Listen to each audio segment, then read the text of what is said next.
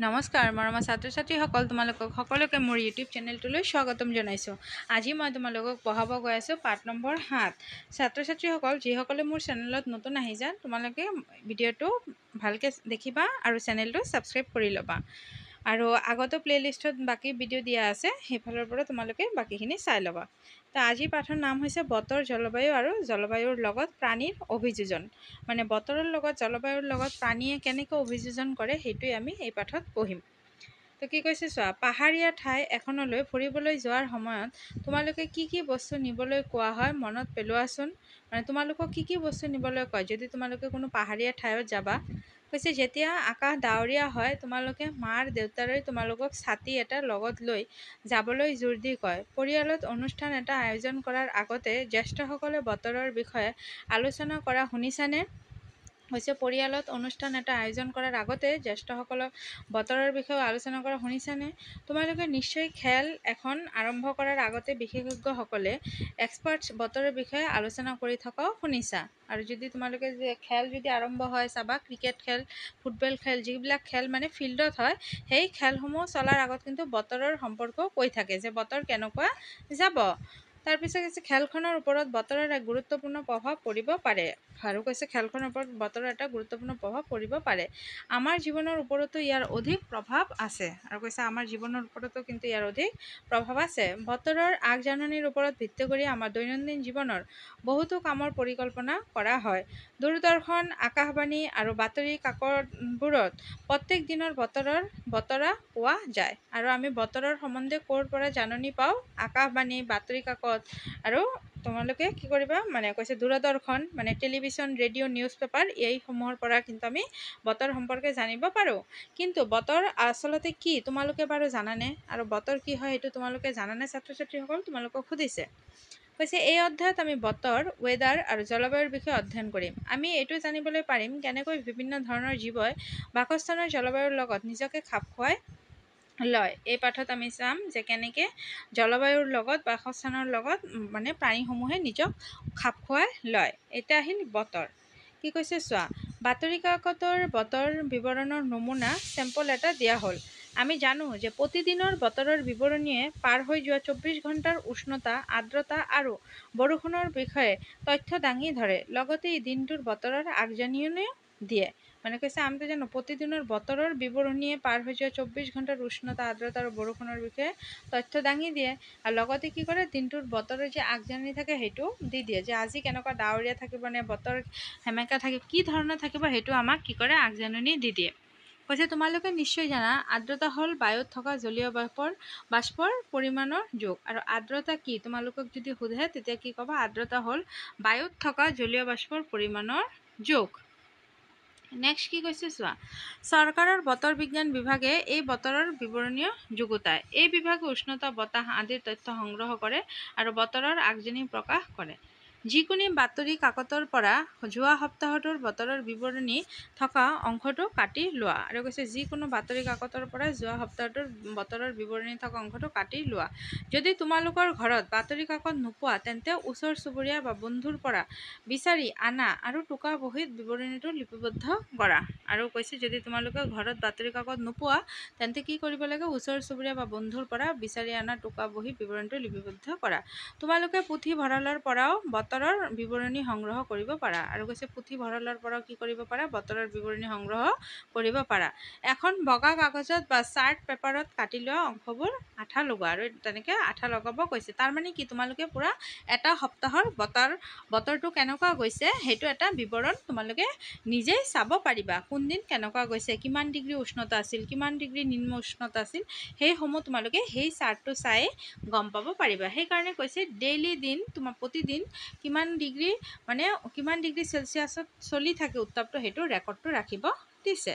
ঠিক আছে, বুজি পাইছা? নেক্সট কি কৈছে চোৱা, কৈছে এতিয়া তালিকা 7.1ত তুমি সংগ্ৰহ কৰা বতৰৰ বিৱৰণীবোৰৰ তথ্যখিনি ডাটা লিপিবদ্ধ কৰা। প্ৰথম শাৰীটোতো নমুনাহে। তুমি সংগ্ৰহ কৰা তথ্যৰে তালিকাৰ স্তম্ভসমূহ পূৰ্ণ কৰা। এতিয়া স্তম্ভসমূহ পূৰ্ণ কৰিব দিছে।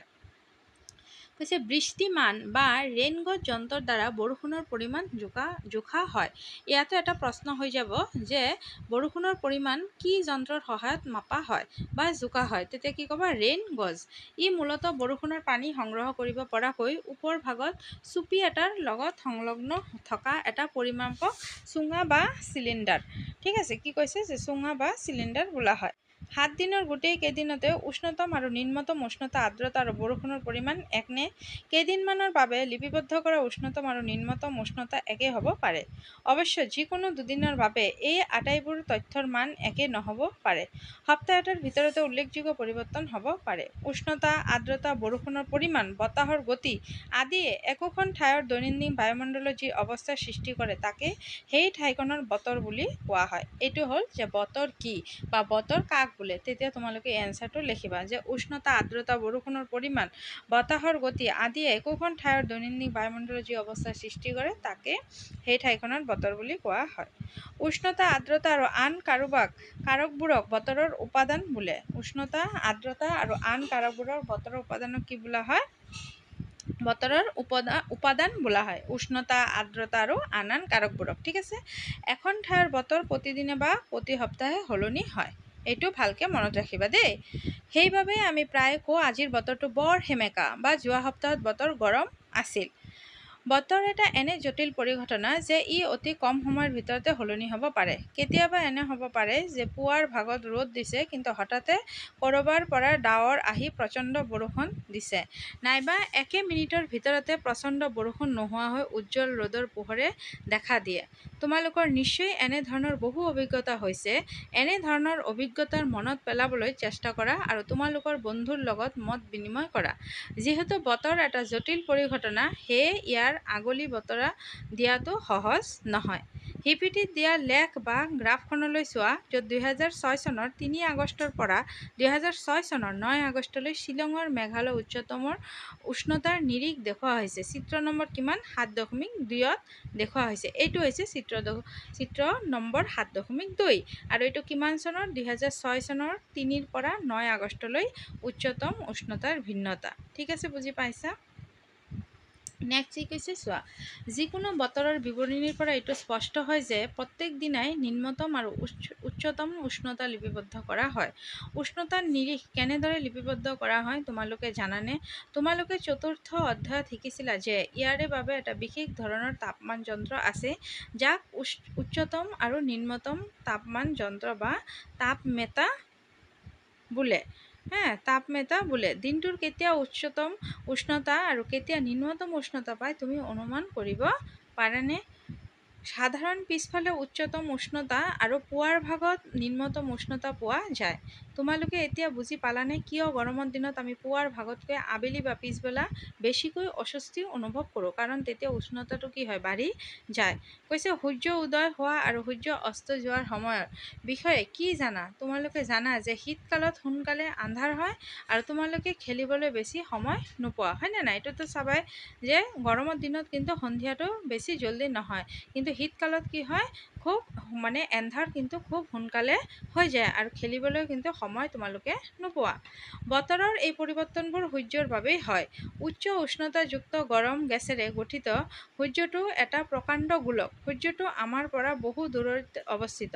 তথাপিও সূৰ্যই পঠোৱা শক্তি ইমান বিশাল যে ইয়ে পৃথিৱীৰ সকলো তাপ আৰু পোহৰৰ উষ্ণ। সেয়ে সূৰ্য হ'ল শক্তিৰ প্ৰাথমিক উৎস, যাৰ কাৰণে বতৰ সলনি হয়। পৃথিৱীৰ উপৰিভাগ, সমুদ্ৰ আৰু বায়ুমণ্ডল শোষণ আৰু প্ৰতিফলন কৰা শক্তিয়ে এখন ঠাইৰ বতৰ নিৰূপণ কৰাত গুৰুত্বপূৰ্ণ ভূমিকা গ্ৰহণ কৰে। মানে কি কৈছে যে সূৰ্য হ'ল কি আমাৰ প্ৰাথমিক উৎস, সূৰ্যৰ পৰা আমি তাপ পাওঁ আৰু এই সূৰ্যৰ কাৰণেই কিন্তু বতৰৰ সাল সলনি হয়। তো পৃথিৱীৰ উপৰিভাগ, তাৰপিছত সমুদ্ৰ আৰু বায়ুমণ্ডল শোষণ আৰু প্ৰতিফলন, এই শক্তিবিলাকেই কি কৰে? কিন্তু বতৰ নিৰূপণ কৰাত গুৰুত্বপূৰ্ণ ভূমিকা পালন কৰে। গ্ৰীষ্মকালৰ দিনতকৈ ছুটি নেকি? কৈছে গ্ৰীষ্মকালৰ দিনতকৈ ছুটি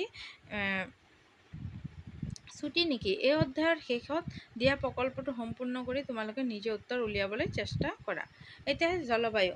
বতৰ বিজ্ঞানীয়ে প্ৰত্যেক দিনৰ বতৰ লিপিবদ্ধ কৰে। কেইবা দশকৰ বতৰৰ এই লিপিবদ্ধ তথ্য সংৰক্ষণ কৰি ৰখা হৈছে। এই তথ্যবোৰে আমাক এখন ঠাইৰ বতৰৰ নমুনা নিৰূপণ কৰাত সহায় কৰে।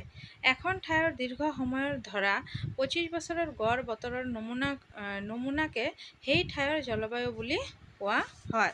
কৈ আছে যে এখন ঠাইৰ দীৰ্ঘ সময় ধৰা 25 বছৰ গড় বতৰৰ যিটো নমুনা সেইটো কি সেই ঠাইটোৰ জলবায়ু বুলি কোৱা হয়। এতিয়া যদি জলবায়ু বুলিলে কি বুজা তেতিয়া তোমালোকে এইটো ক'বা।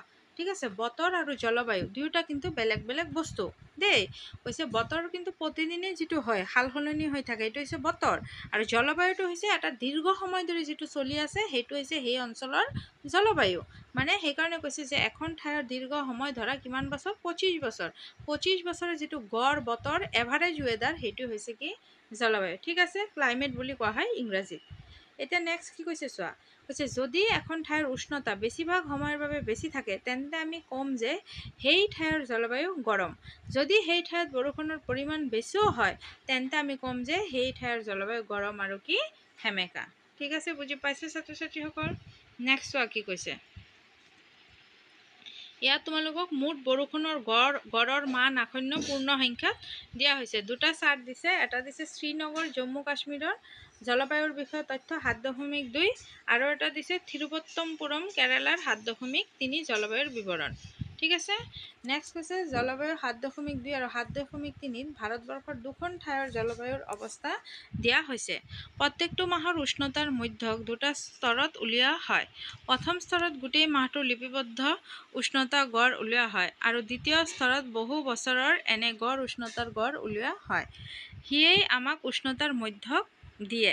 ঠিক আছে, ঠাই দুখন হ'ল জম্মু আৰু কাশ্মীৰৰ শ্ৰীনগৰ আৰু কেৰালাৰ থিৰুভত্তমপুৰম। মানে এই কথাটো মনত কৰিবা, কি কৈছে যে ভাৰতবৰ্ষৰ দুখন ঠাইৰ জলবায়ুৰ অৱস্থা দিয়া হৈছে। প্ৰত্যেকটো মাহৰ উষ্ণতা কি কোৱা হয়? উষ্ণতাৰ মধ্যক দুটা স্তৰত উলিওৱা হয়। প্ৰথম স্তৰত গোটেই মাহটোৰ লিপিবদ্ধ উষ্ণতা গড় উলিওৱা হয় আৰু দ্বিতীয় স্তৰত কি হয়? বহু বছৰৰ এটা গড় উলিওৱা হয়। ঠিক আছে, নেক্সট কি কৈছে চোৱা, কৈছে 7.2 আৰু 7.3 চাই আমি সহজে অনুমান কৰিব পাৰোঁ যে জম্মু আৰু কাশ্মীৰ আৰু কেৰালাৰ জলবায়ু বেলেগ বেলেগ। আমি দেখা পালোঁ যে জম্মু কাশ্মীৰৰ তুলনাত কেৰালাৰ জলবায়ু বৰ গৰম আৰু সেমেকা, য'ত বছৰটোৰ এটা ভাগত মধ্যমীয়া গৰম আৰু সেমেকা জলবায়ু পোৱা যায়। এই দুয়োটা ঠাইতেই জলবায়ু হৈছে কি বেলেগ বেলেগ। নেক্সট কি কৈছে চোৱা, এনেধৰণৰ তথ্য ভাৰতৰ পশ্চিম অঞ্চল যেনে ৰাজস্থানৰ বাবে যদি লোৱা হয় দেখা পাম যে বছৰটোৰ বেছিভাগ সময়তে ইয়াৰ উষ্ণতা অধিক হয়, কিন্তু কম মাহৰ বাবে থকা শীতকালত উষ্ণতা একেবাৰে কমি যায়।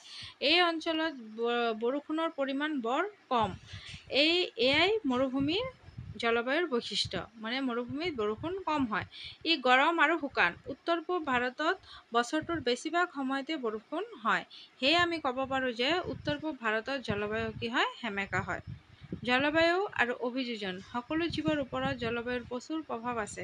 প্ৰাণীবোৰে জীয়াই থাকিবলৈ নিজকে পৰিৱেশৰ লগত খাপ খুৱাই লয়। অতি ঠাণ্ডা অতি গৰমৰ ঠাইত বাস কৰা প্ৰাণীবোৰে নিজকে অত্যন্ত ঠাণ্ডা আৰু গৰমৰ পৰা ৰক্ষা কৰিবলৈ কিছুমান বিশেষ বৈশিষ্ট্য আহৰণ কৰে। তোমালোকৰ ষষ্ঠ শ্ৰেণীৰ বিজ্ঞান কিতাপখনৰ অধ্যায় 3ত পোৱা অভিযোজনৰ সূত্ৰটো মনত পেলোৱা। প্ৰাণীসমূহক সিহঁতৰ চাৰিওফালৰ পৰিৱেশত নিজকে খাপ খোৱাত বিশেষ যিবোৰ বৈশিষ্ট্য আৰু আচৰণে সহায় কৰে সেইবোৰ জৈৱ বিৱৰ্তন প্ৰক্ৰিয়াৰ ফল।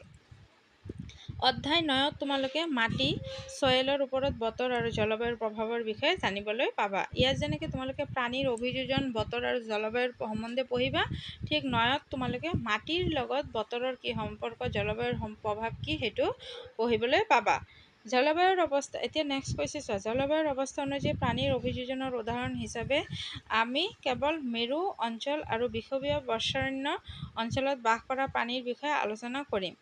নামটোৱে আভাস দিয়ে যে মেৰু অঞ্চল মেৰু অৰ্থাৎ উত্তৰ মেৰু আৰু দক্ষিণ মেৰুৰ ওচৰত অৱস্থিত। কিছুমান বিখ্যাত দেশ মেৰু অঞ্চলৰ অন্তৰ্ভুক্ত। সেইবোৰ হ'ল Canada, Greenland, Iceland, Norway, Sweden, Finland, America যুক্তৰাষ্ট্ৰ, আলাস্কা আৰু ৰাছিয়া চাইবেৰিয়ান অঞ্চল। তাৰপিছত কৈছে চোৱা, বিষুৱীয় বৰ্ষাৰণ্যত পোৱা কিছুমান দেশৰ উদাহৰণ হ'ল কি ভাৰত। এইবিলাকো কিন্তু ভেৰি ইম্পৰ্টেণ্ট দেই। তোমালোকৰ প্ৰশ্ন আহিব পাৰে যে বিষুৱীয় বৰ্ষাৰণ্য পোৱা দুটা দেশৰ নাম, তেতিয়া কি ক'বা? Bharat, Malaysia, Indonesia, Brazil. ইয়াত যিমানকেইটা দেশৰ নাম দিছে চব হৈছে বিষুৱীয় বৰ্ষাৰণ্যত পোৱা কিছুমান দেশৰ উদাহৰণ। নেক্সট কৈছে চোৱা, কেৱল সীমাৰেখা থকা পৃথিৱীৰ এখন মানচিত্ৰ অনলাইন মেপ লোৱা মেৰু অঞ্চলবোৰ নীলাৰে চিহ্নিত কৰা। আৰু তোমালোকক এইটো নিজে কৰি চাব দিছে। এতিয়া নেক্সট আহিল মেৰু অঞ্চল। মেৰু আৰু মৰুভূমি দুয়োটা কিন্তু বেলেগ বেলেগ।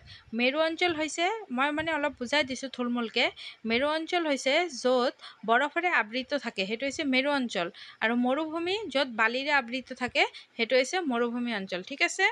এতিয়া চোৱা, মেৰু অঞ্চল অতিশয় শীতল, মানে ঠাণ্ডা থাকে। এক্সট্ৰিম কোল্ড, বহুত ঠাণ্ডা থাকে হা। এই অঞ্চলসমূহ বৰফে স্নো আৱৰি থাকে আৰু বছৰটো বেছিভাগ সময়তে ইয়াত প্ৰচুৰ ঠাণ্ডা থাকে। মেৰুত 6 মাহ সূৰ্য অস্ত নাযায়, আনহাতে বাকী 6 মাহ সূৰ্য উদয় নহয়। শীতকালত উষ্ণতা 37 ডিগ্ৰী চেলছিয়াছৰ দৰে নিম্ন হ'ব পাৰে। এনে চৰম অৱস্থাত তাত মানে কি হয়, তোমাৰ বাস কৰাৰ বাবে তাৰ প্ৰাণীবোৰে নিজকে খাপ খুৱাই লয়। ঠিক আছে। আৰু তাত কি হয়, যে প্ৰাণীবিলাক বসবাস কৰে নিজকে কি কৰে, মানে খাপ খুৱাই লয়। উদাহৰণ হিচাপে বগা ভালুক আৰু পেঙ্গুইনবোৰ কেনেদৰে নিজকে খাপ খুৱাই লয় তাক আমি চাওঁ আহা। বগা ভালুকৰ নোমাল ছালবোৰ বগা, সেয়ে সিহঁতক বগা বৰফৰ পশ্চাদভূমিত সহজে দেখা পোৱা নাযায়। ইয়ে সিহঁতক হিংস্ৰ পানীৰ পৰা ৰক্ষা কৰে আৰু সিহঁতক চিকাৰ ধৰাতো সহায় কৰে। অতিশয় শীতৰ পৰা ৰক্ষা পাবৰ বাবে সিহঁতৰ দেহত ডাঠ 2 তৰপীয়া নোম থাকে। সিহঁতৰ ছালৰ তলত চৰ্বিৰ এটা তৰপো থাকে। মানে সেই ঠাণ্ডা অঞ্চলৰ প্ৰাণীৰ যিটো বৈশিষ্ট্য, সেই প্ৰাণীসমূহ কেনেকৈ সেই বতৰটোৰ লগত অভিযোজন কৰিব পাৰে সেইটো বুজাই দিছে। ঠিক আছে।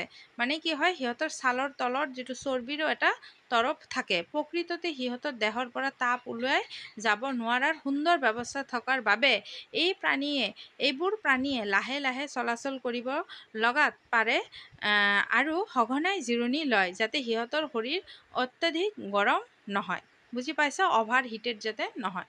গৰমৰ দিনত শাৰীৰিক কাম কাজবোৰ মানে ফিজিকেল এক্টিভিটিৰ বাবে ঠাণ্ডাৰ প্ৰয়োজন। সেয়েহে বগা ভালুকে সাঁতুৰিবলৈ কি কৰে, ছুইমিঙত যায়। সিহঁতে সাঁতোৰত বৰ পাৰ্গত। সিহঁতৰ সাঁতোৰবোৰ হয় বহল আৰু ডাঙৰ হা, খুব ডাঙৰ, ৱাইড এণ্ড লাৰ্জ। সেয়ে এইবোৰে সাঁতোৰাত সহায় কৰাৰ উপৰি বৰফত সহজে খোজ কাঢ়িবলৈও সহায় কৰে। যেতিয়া পানীৰ তলত সাঁতোৰে সিহঁতে নাসাৰন্ধ বন্ধ কৰি থ'ব পাৰে আৰু বহু সময়লৈকে পানীৰ তলত থাকিব পাৰে। ইয়াৰ ঘ্ৰাণ শক্তি তীব্ৰ হোৱাত অতি সহজে আহাৰৰ বাবে চিকাৰ ধৰিব পাৰে। আৰু কি কৰে, চিকাৰো খুব সহজেই ধৰিব পাৰে। এতিয়া চিত্ৰ 7 দিয়া কৈছে, ফ্ল' চাৰ্টৰ সহায়ত বগা ভালুকৰ অভিযোজন সম্পৰ্কে আমি বুজিব পাৰিম। মেৰু অঞ্চলত বাস কৰা সকলোৱে জনা আন এবিধ প্ৰাণী হ'ল পেঙ্গুইন। সিহঁতে বগা আৰু বগা পশ্চাদভূমিৰ সৈতে ধুনীয়াকৈ মিলি যায়। শীতৰ পৰা ৰক্ষা পাবৰ বাবে ইয়াৰো এখন ডাঠ ছাল আৰু প্ৰচুৰ পৰিমাণে চৰ্বি আছে। পেঙ্গুইনবোৰ একেলগে জুম বান্ধি বা থূপ খাই থকাৰ ছবি তোমালোকে নিশ্চয় দেখিছা। নিজৰ শৰীৰটো উষ্ণ কৰি ৰখাৰ বাবে এনেদৰে জুম বান্ধি থাকে। তোমালোকে যেতিয়া মানুহৰে ভৰা প্ৰেক্ষাগৃহ এটাত থাকা তেতিয়া কিমান গৰম অনুভৱ কৰা? গৰম কৈছে। সেই বগা ভালুকৰ দৰে পেঙ্গুইনবোৰো কথা মনত পেলোৱাচোন। কৈছে এতিয়া 7.4 আকৌ পেঙ্গুইনৰ জুম বান্ধি আছে, এইটো পেঙ্গুইনৰ ছবি দিছে। কৈছে বগা ভালুকৰ দৰে পেঙ্গুইনবোৰো ভালদৰে সাঁতুৰিব পাৰে। শৰীৰটো সুগঢ়ি আৰু ভৰিবোৰ পতাযুক্ত বাবে সিহঁতে ভালদৰে সাঁতুৰিব পাৰে।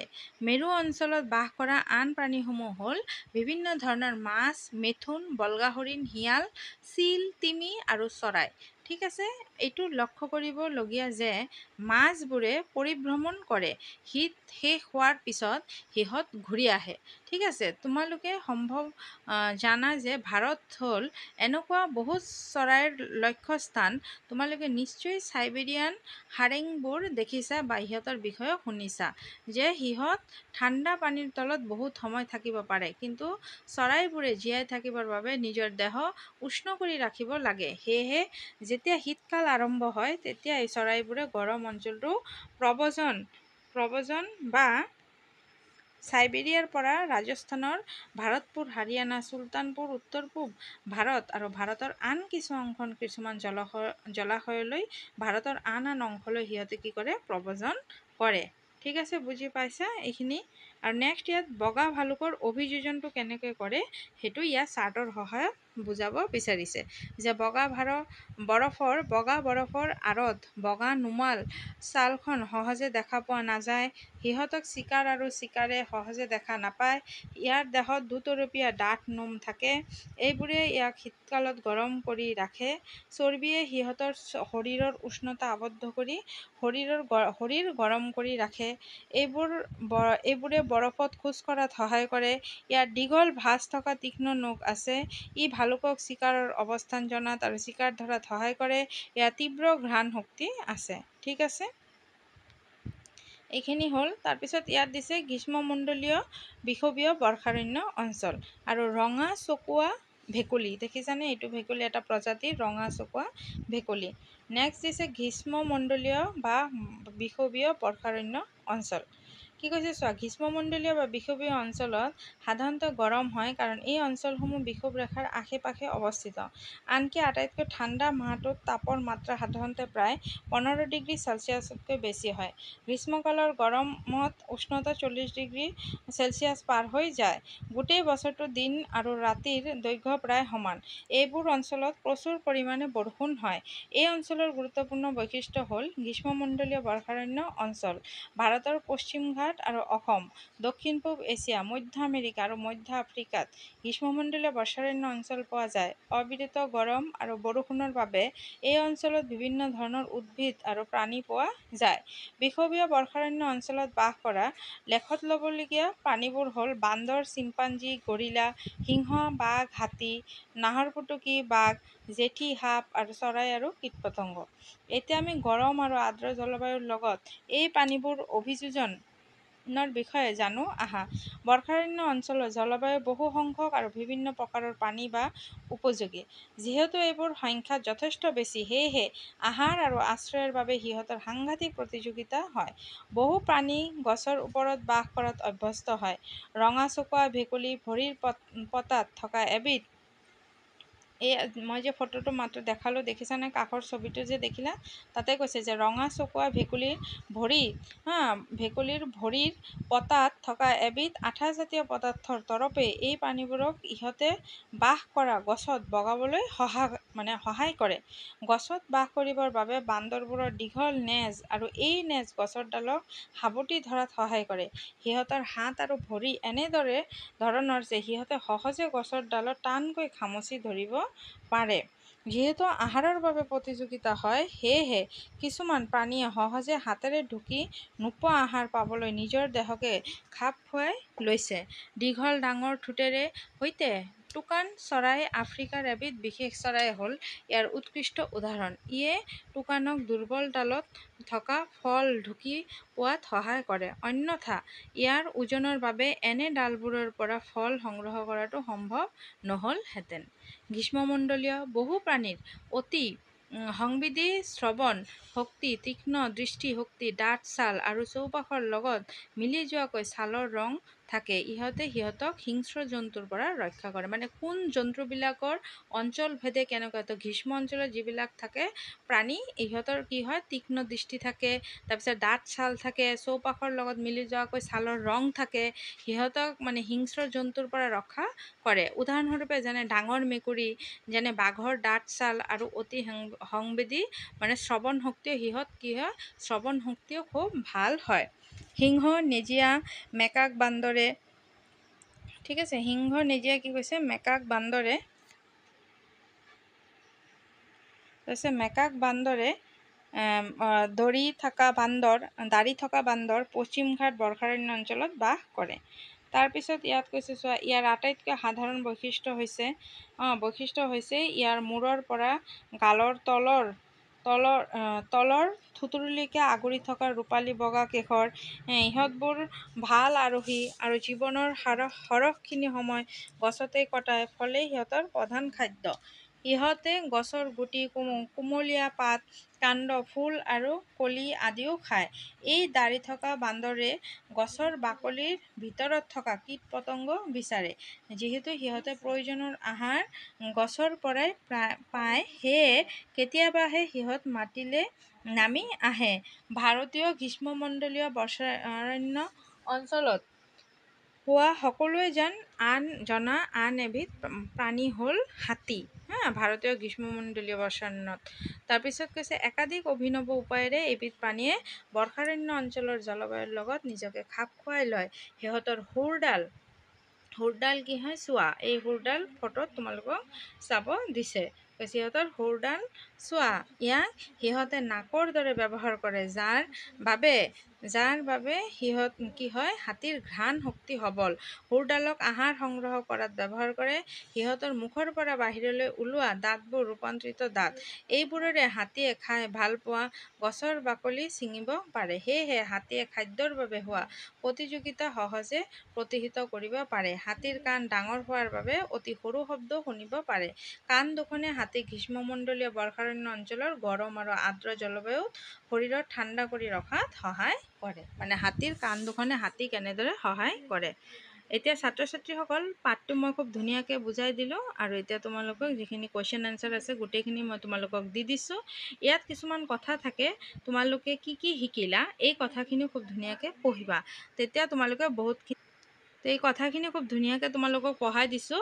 আশা কৰিছোঁ তোমালোকে ধুনীয়াকৈ বুজি পাইছা আৰু এইখিনি তোমালোকে আকৌ এবাৰ ৰিডিং দি ল'বা আৰু পাঠটো আগতে ভালকৈ পঢ়ি ল'বা, তেতিয়াহে কুৱেশ্যন এনচাৰখিনি কৰিব পাৰিবা। ঠিক আছে, আৰু গোটেইখিনি কুৱেশ্যন এনচাৰ মই তোমালোকক দি দিছোঁ। ছাত্ৰ ছাত্ৰীসকল ভিডিঅ'টো শেষৰ ফালে তোমালোকে কুৱেশ্যন এনচাৰখিনি পাই যাবা দেই। আকৌ এটা নতুন ভিডিঅ' লৈ তোমালোকক লগ পাম আৰু সকলোৱে ভিডিঅ'টো চাই কেনেকুৱা পাইছে এইটো কমেণ্ট ছেকশ্যনত জনাবা। ঠিক আছে, আৰু সকলোৱে ভালে থাকিবা, খুব ধুনীয়াকৈ মন দি পঢ়া শুনা কৰিবা। থেংক ইউ সকলোকে।